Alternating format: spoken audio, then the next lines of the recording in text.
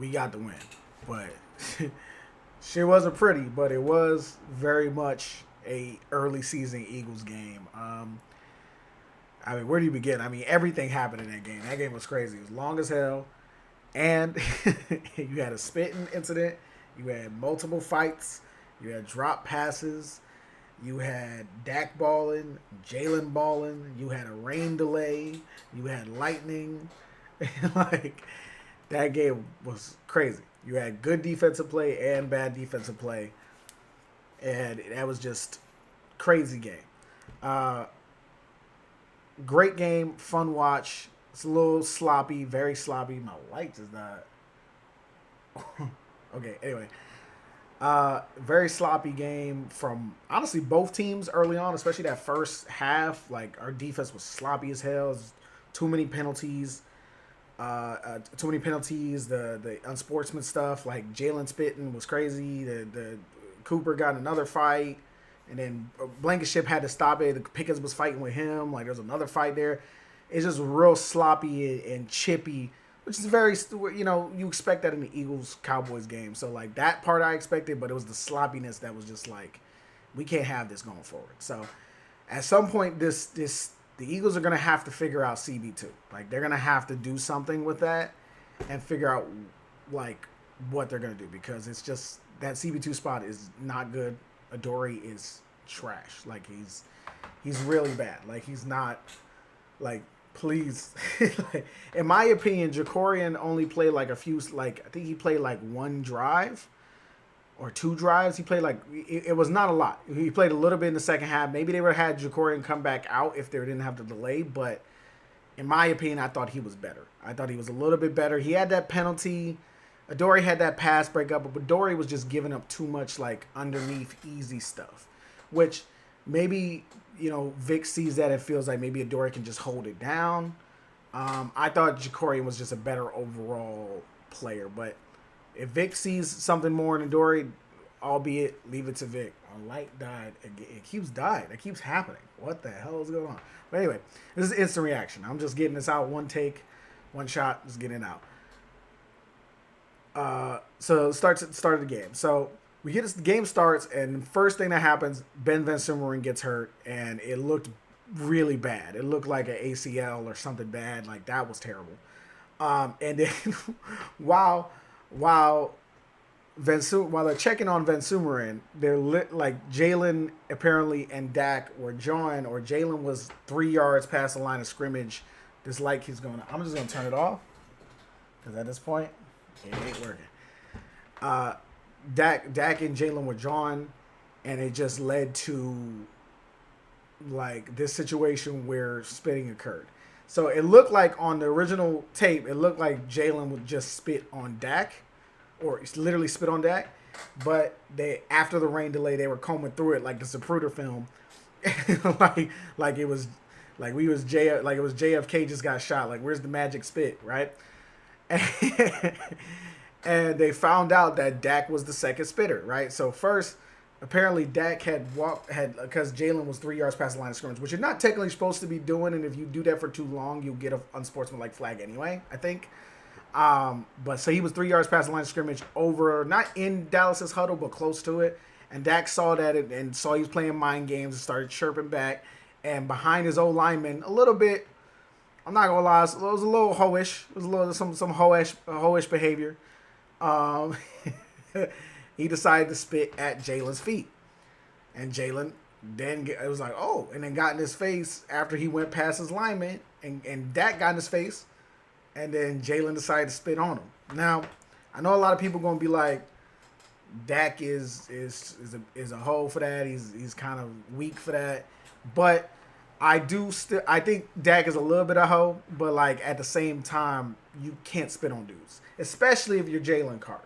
Like you gotta see that you can't spit on guys. Like you know what I'm saying? Like you like if it's the Oklahoma City Thunder, you don't want Shea Gilgeous-Alexander spitting on nobody. You know what I'm saying? Let the second Jalen Williams do that.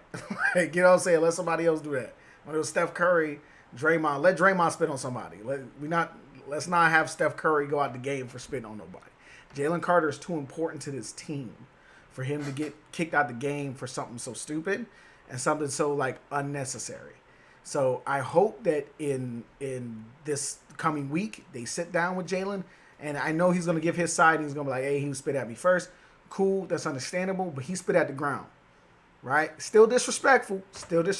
And where I'm from, you spit at the ground at my feet. We might do something a little bit more, but this ain't where I'm from. We're on a football field on national television. Guy spits at your feet.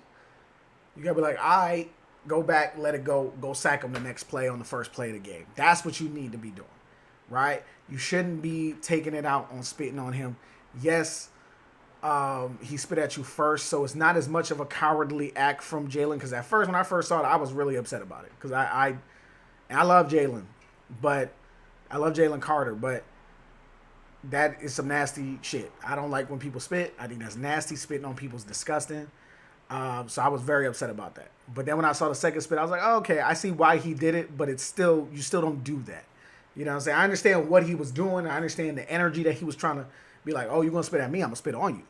Like, and where I'm from, that's kind of, I get it. You know what I mean? I don't know where Jalen from, but maybe he's from one of those, I think he's from Acapulco, Florida. Ain't that, I think that might be one of them places. You know what I'm saying? You know what I'm saying? So, like, you spit at my feet, I'm going to spit on you, then beat you up. Like, that's, like, you know what I'm saying? So, he probably, like, I don't know why he thought the ref wouldn't see him. The ref was standing right next to him. So, like, I don't know what he was thinking on that. But, so, he just spit at him and then got immediately ejected from the game. And I was like, whoa, what the hell just happened? And then they showed the film, and I was like, wow, okay, you can't do that. And that's really disgusting, and that's bad. And Dak is not usually one of those dudes to, like, do that. And again, I get people are going to be like, well, Dak started it. He spit at his feet or whatever. I saw somebody online saying he spit on his feet. He did not spit on his feet. He spit at the ground, which is still disrespect. It's still disrespect. I get it. But what Dak did was not a penalty. It's mind games.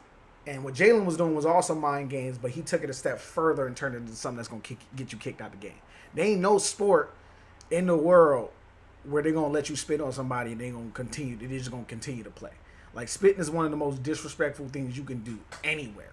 And that's not even like, oh, in America, spitting is spitting is bad everywhere. Like, there's no place on this earth that if somebody spit on you, it's not an instant fight or something serious about to go down. You know what I'm saying? So you just don't do stuff like that. And I'm going to be honest with you, I think it really hurt us. I think the Eagles pulled it out ultimately, but I think the pressure, the team's pressure rate probably is down. They didn't seem like they were getting to Dak enough. They started getting more pressure after the delay, but I felt like that was more, both offenses seemed very cold after that delay because the Eagles couldn't get nothing going either, and neither could Dak. It seemed like both teams were just kind of ready to go home. But I mean, Dak was trying to win, but the Eagles were being very conservative and just trying to run the clock and get out of there. Which I'll get to that in a second because I got opinions about that approach. So after that, Dak did his thing, played well. They were unstoppable. There was no punt in the whole game, I don't think, until after, if I remember correctly, it was after the delay. The first punt came, I think it was the Eagles after they got the fumble and the delay happened. I do think that if they would have got that fumble and they would have there was no delay, I think the Eagles would have stacked on more points. But I think that delay just made both offenses cold as hell. Like, you could tell CD looked out of sorts. The autos drops, like, that's not CD. Like, and not to stick up for a Cowboys player or anything like that, that's not CD. Like, he's a better player than that. He's not going to have 3 crucial big-time drops. They couldn't figure out how to get the ball to AJ.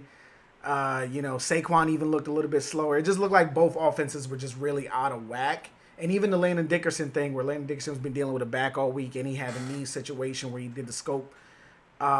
It seems a little bit like, when you got everyone knows that when you got a back issue, if you're doing a physical activity and it's aggravating your back, it's usually probably better to continue with that activity until you're finished than to sit down and try to rest it and get back. Because when you rest it, the tightness in your back just gets worse, right? So he just, like, I think that sitting down just really hurt him, and he just had to get out of the game. You could tell he was a step slower. There was a little rush. That rush by it wasn't a rush. It was a tackle for loss by Justin Houston. That happened because Landon clearly couldn't. It was like it was a block here. It was like a not chip block, but like Jordan Mailata was just hitting with a quick block and getting up the field, and then Landon was supposed to like come over and grab and like not grab but like push and block James Houston out. So after Jordan Mailata kind of checked him, right? And you could tell Landon just couldn't get over. Like he couldn't get over to the other side quick enough. And when that is you're turning, and a lot of that is right there in your back. It's right there in your back. So like you could tell he just couldn't move as quick. His back was tight, and so like that was a problem all game, right? Or that was a problem with him all game, but that was a problem definitely after the delay. But yeah, no one could stop any of the offenses early on, and then after the delay, both offenses went cold. I think the Eagles were ready to kind of take over, especially after that fumble, because like, it felt like last year where like you get the Eagles last year would get a fumble and it was just like it was game over. They would get a turnover, it was like they're about to pile it on now. That's what it looked like. The route was about to begin, but couldn't have happened. The delay really made everybody like slow on. It was a weird game. It was a really really weird game, and just like everything, I feel like everything happened other than like a field goal return. You know what I mean? Like that was a weird game, but at least the Eagles pulled it out, and that was great, fun game. It was fun. I'm gonna talk about the quarterbacks now. Both quarterbacks played really well for what was going on. I think the first half, Dak and Jalen were lighting it the hell up. And I know that people are going to have problems because like AJ and Devontae weren't really getting passes. But I think here's the thing. I think the Cowboys secondary is really good. And I think their pressure is not there as much, and they're letting up the run game because they still gave up like 200 yards of rushing. But personally, I think they did really. I think the Cowboys secondary was keeping up with the Eagles as far as just like keeping everything short underneath. They weren't giving up any big plays, which that is how the Eagles beat you. If they're not beating you with the run, they're beating you with a big play. Let me check these. Let me check the box score because I want to see exactly how much rushing they gave up. So total team rushing, they gave up 158 total, and I think most of that came in the first half. They tightened up in the second half, which was nice. They weren't giving up nothing in the second half, but neither were the Eagles defense either. Oh no, neither was the Eagles defense either. And then AJ had one catch for 8 yards. Jahan only had 3. Jahan had that big catch. That was a big time catch. And when he had that big time catch, I think it was the third drive. That gave me like Quez flashbacks when he threw that and the camera pulled back and it was Dotson. I was like, oh my god, he's gonna drop it. You know what I mean? Because it was just like if it's not Devontae or AJ, you feel like he's about to drop it. But he caught it. Jahan's showing like really solid hands, really tough hands, and I think that's a big deal. That's going to be a big deal going forward. Dallas Goedert was 7 for 44 with 7 targets, 7 for 7. Saquon had 4 targets. Devontae had 3. AJ had 1. They got to figure out. This is going to be a problem going forward. Kevin Patullo is a new-time OC. It's his first-time OC, right? He's been with the team for a while, but it's his first-time OC. He's got to learn how to get the star players going. Like, he knew how to get Saquon going, right? But that's easy, right? You hand the ball off to Saquon. You find the right coverage that's out there or the right play to run it on. You give the ball to Saquon or you throw it to Saquon in the flat or throw it on a screen, right? But he's got to figure out how to get Devontae and AJ going. And it felt like they didn't really know how to do that, right? And it felt like they was getting... even Colin Granson got a pass, got a throw to... and AJ only got 1. Like when Kylan Granson and AJ Brown have the same amount of targets, that's a problem. That's a problem. You got to figure that out. So that's concerning going forward. That's something to keep an eye on going forward. But it's still week 1. You know what I mean? Let's see what happens. Let's see where it's going. This game gave me like Patriots 2023 vibes, which I know it's gonna make a lot of people scared.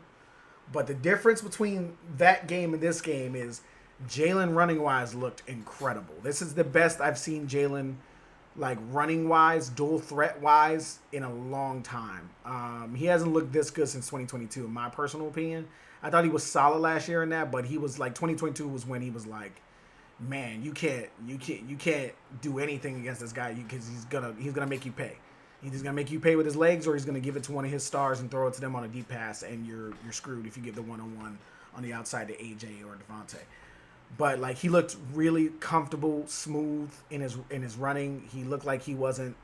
He was very comfortable in the offense. Like he didn't like he knew where he was supposed to go. Even in the later part of the game where like the defense was more in his face and the O line was struggling a little bit.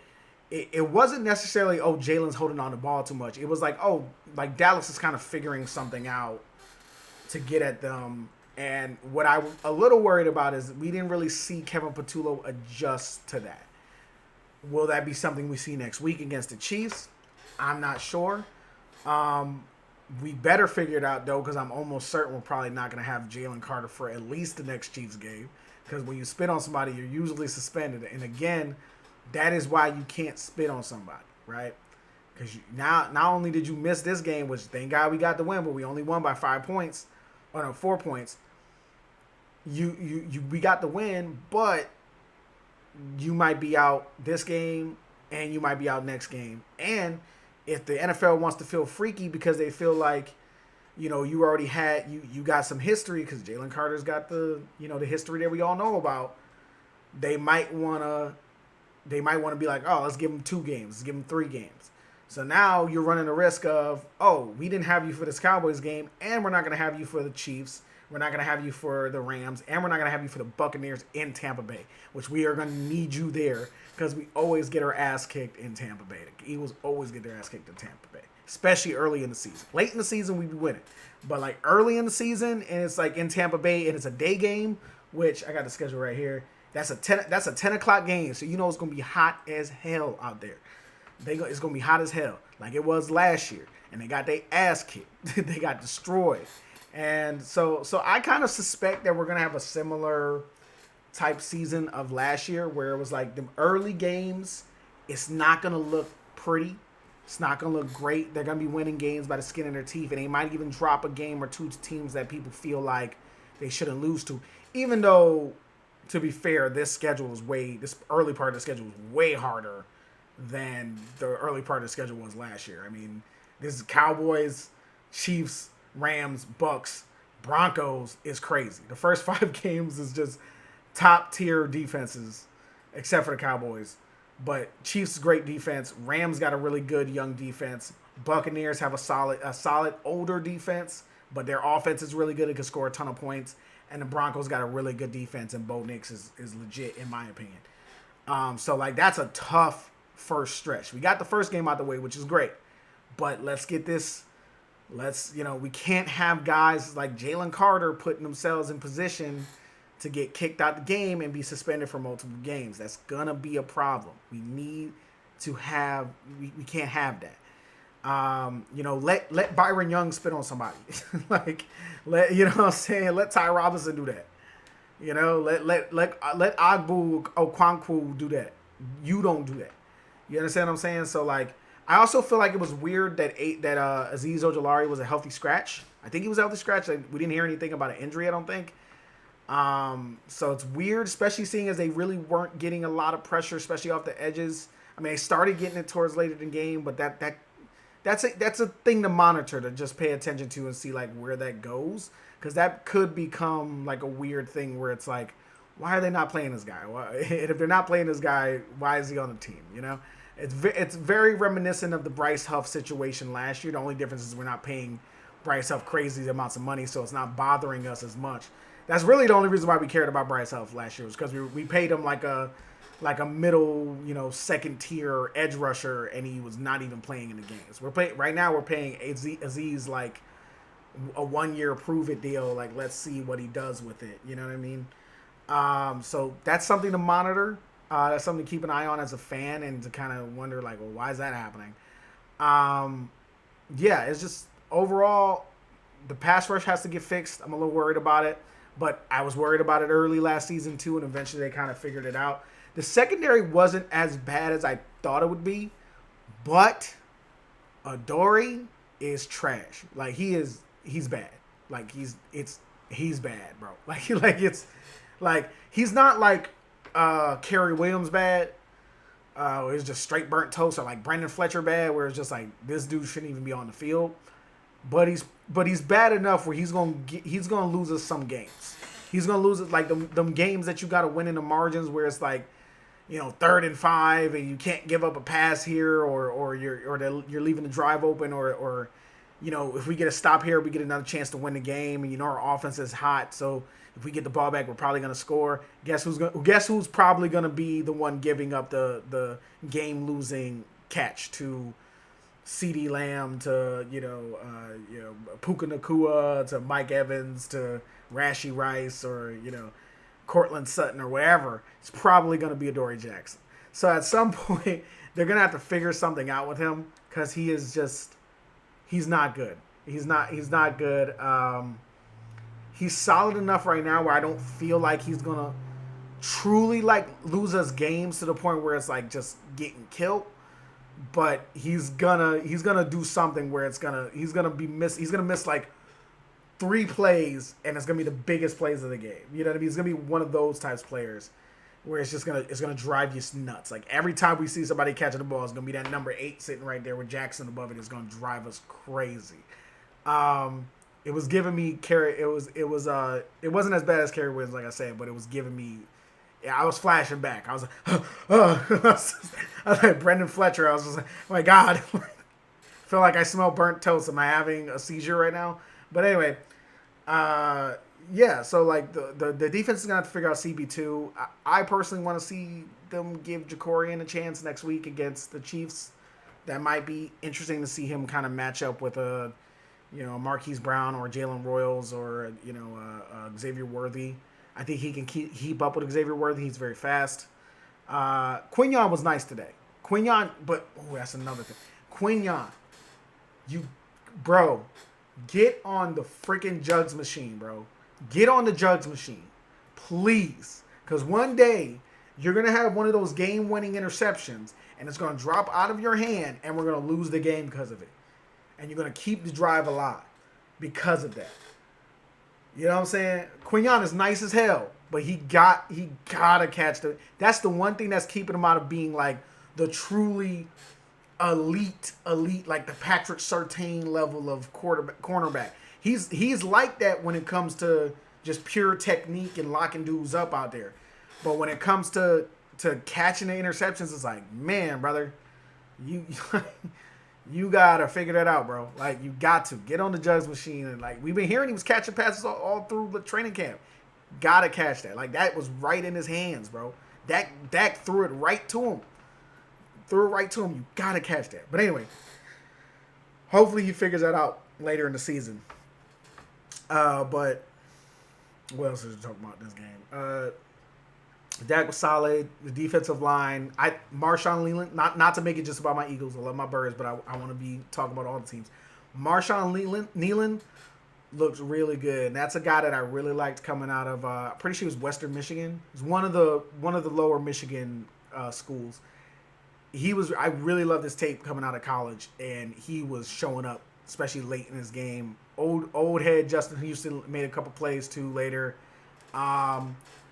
That defense they feel like more of a team right now, right? Like they don't have the personnel, but I do feel like they got like a nice little gelling happening right now. And also, I liked what Schottenheimer was doing. I like what Schotty was doing on the on how he was using motion to create plays and isolate CeeDee Lamb on Adoree Jackson, which again, Adoree Jackson, please leave the premises. But anyway, they need to figure out. Back to the Cowboys. I was about to go on the Eagles game. but yeah, like what he was doing to like isolate CeeDee Lamb on the weak spots of our defense was really good. Also was clearly a game plan that I think other teams are going to model and show. And if anyone can figure it out, it's gonna be Andy Reid next week. He's gonna watch that film. He's gonna be watching that film, and he's gonna be trying to figure out, okay, This number 8 right here, get his ass. I thought Makuba looked solid. I thought Campbell was flying to the ball to get back to the rookies on the Eagles side. He was flying to the ball. Makuba looked good. But yeah, that was the this is one shot, so I'm going all over the place. Yeah, the Cowboys were they looked like they were building something there. It didn't feel like, oh, this team is rudderless without Micah. This team doesn't know what they're doing. They honestly in this game literally just felt like they didn't have the players.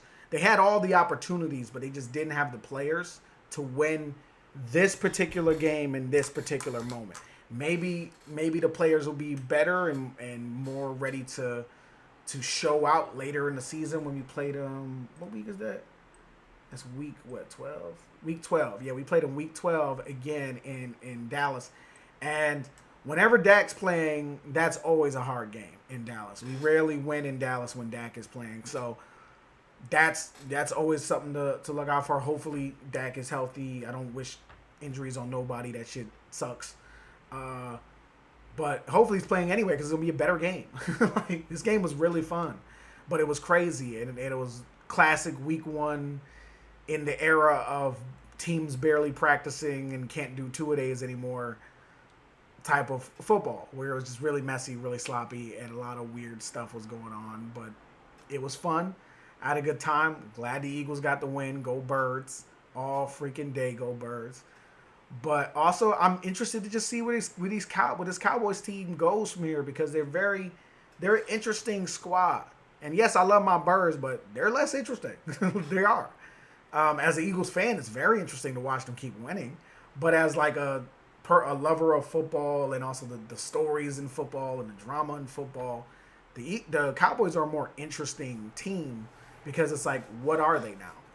I mean, Micah Parsons was a crucial part of their identity, along with Dak and CD. And it's like, okay, now what are they, especially on defense? What are they, right?